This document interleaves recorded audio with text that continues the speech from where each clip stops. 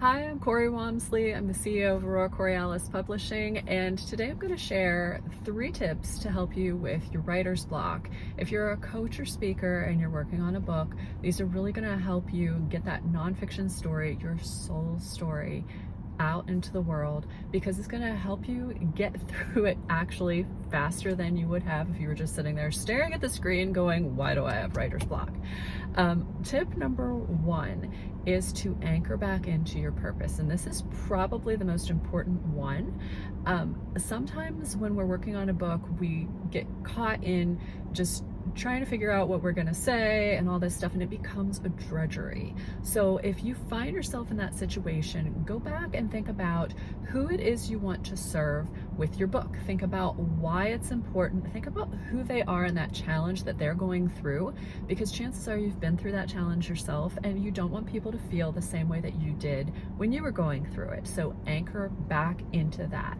And you can do this by just jotting down a little bit about who that perfect person is to read your book. I like to tell my clients to just take like one of those little index cards and write it on there, write about who they are, what the purpose is, and why it's so important to you. That is the best tip. Number 2, if that isn't helping you, sometimes it's because you're not excited about what you're writing.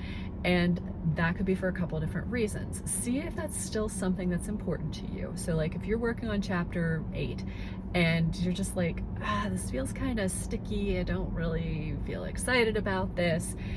It could be that it's just not important to what you want to get across to your audience. So make sure that it's important to you and to your audience, because that again is going to anchor back into that purpose, and it's going to help you move forward with the chapter. It'll help you say, okay, this is really important and this is why. Sometimes that's enough to get us excited again. And number 3, if those 2 things aren't working for you, take a look at the overall layout of your book. Sometimes it's because you've got something kind of shifted in the wrong place. Maybe it helps if you look at, like, let's say that chapter 8 is the big problem. Sometimes if you just look at what it is that you were writing in that chapter and think, how can I connect this with the rest of the book?